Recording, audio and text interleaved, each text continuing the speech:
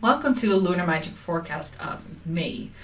Now we're still in the middle of this global pandemic and there's so much uncertainty going on that it is a really good time to allow astrology to guide you to see what's happening. So at least you have some sense of awareness with what is going on in the world, at least on a energy level. So this month we have 3 planets going into retrograde on top of Pluto, which is already in retrograde. We have the sun moving into Gemini, and there's just a lot of things going on. Now the month starts with Beltane. On the 1st of May, we celebrate fertility. We celebrate the balance between masculine and feminine, the coming together of masculine and feminine, to allow ourselves to feel the abundance and the almost coming of summertime. I know we're in a space where it might not feel like celebratory, but it's a really good time to allow yourself to feel that luxury, to feel that fertility, that growing of new things. And this doesn't have to be with something super luxurious. Even like a decadent piece of chocolate can really bring out that sense of abundance and clarity, and really allowing yourself to go into that feeling. Because we still have the sun in Taurus, which is all about our senses, about sensuality, feeling things, self-care. And we have the moon in Leo that day. So it's a really beautiful day to be that queen that you are. So on May 7th, we have the full moon at 17 degrees Scorpio. And this is a time where every time there's a new moon, it is about facing our shadows. And there's nothing more that Scorpio loves than facing shadows. Now, we are at home. Most of us are in lockdown. So it is really difficult to run away from your own shadows because they're right there in front of you. So expect that during this full moon, they're intensified even more. So you will feel that things will come up where you thought you dealt with, but this is for you an opportunity to up level. So instead of getting stuck in this, what I like to call like a karmic loop, so you pass that same trigger over and over and over again, unless you start to think about how you can evolve from that trigger.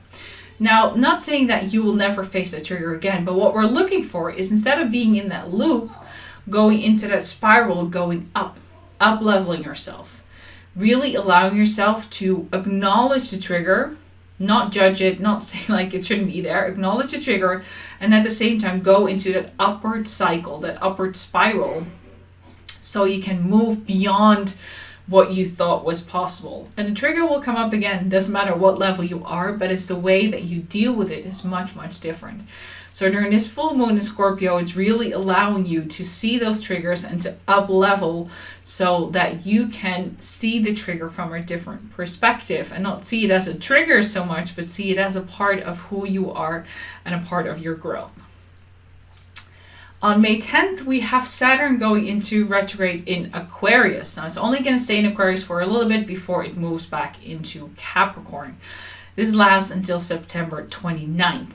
Now, every time when this big giant goes into retrograde, we are being asked to evaluate the way that we show up, how we have been using our determination, our drive, and what has blocked us from following the drive, from following that determination, and what opportunities have we left on the table. Now, there's no time for blaming, absolutely not.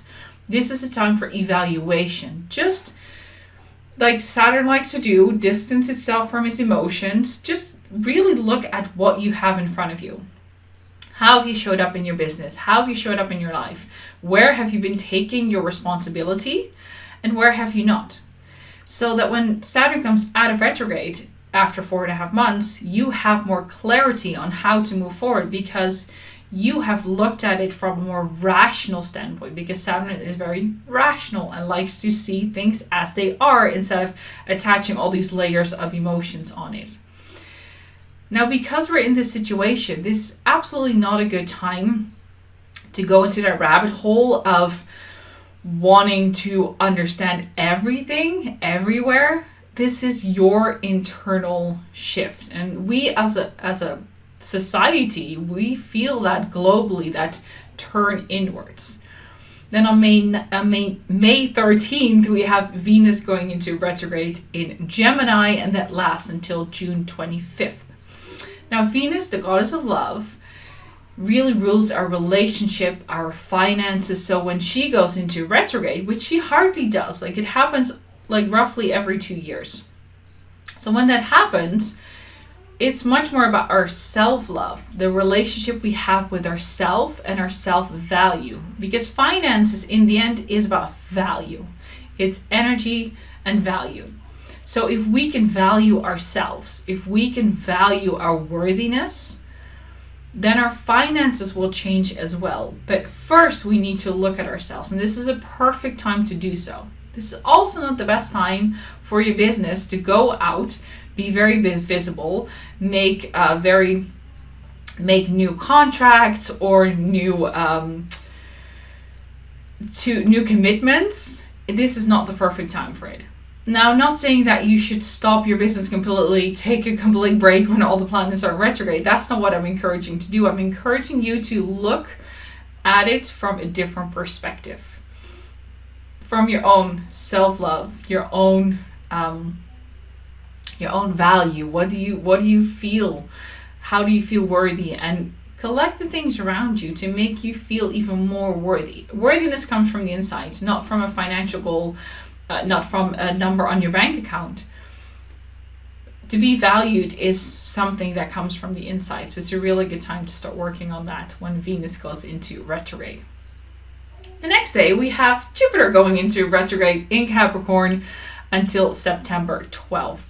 Jupiter is very expansive. It's the planet that really draws in new opportunities. It's a little bit like the good luck planet, let's say.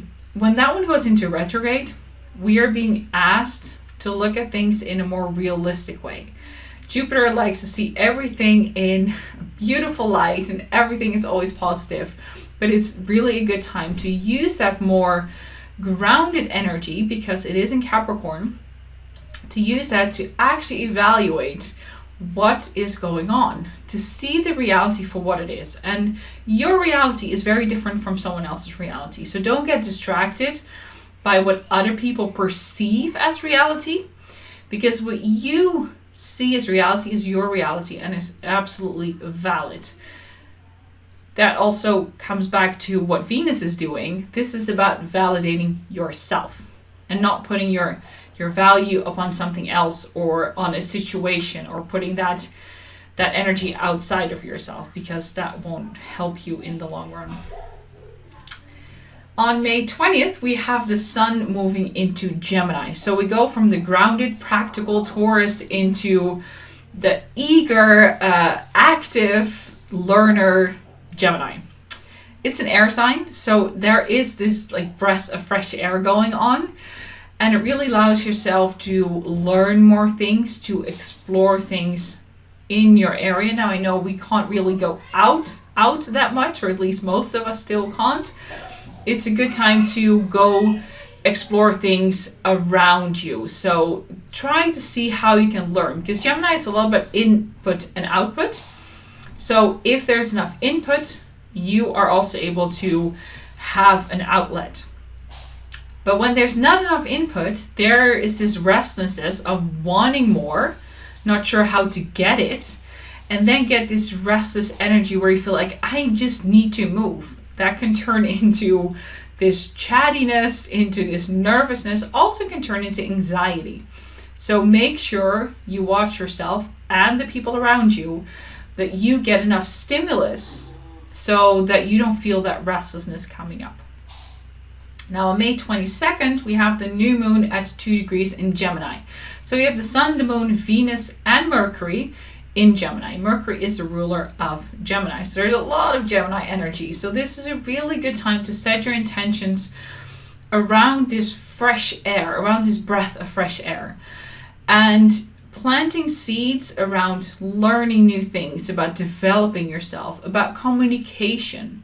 So how can you up your skills in that area, because Gemini just loves to learn, and you will see learning goes much easier during this time. This new moon also forms a trine with Saturn and Jupiter, who are both in retrograde, which brings more determination, but also more good luck to this new moon. So really utilize that and claim that power for yourself. That was the last part of May. So I really want to wish you a good month. Stay healthy, stay safe, and focus on what you can do for yourself and your family and the people around you, instead of getting lost in everything that's going on and feeling out of control, because you still have control over your heart and you have control over your mind. So please use that and use the energies that we have at hand this month, and can't wait to see you again next month.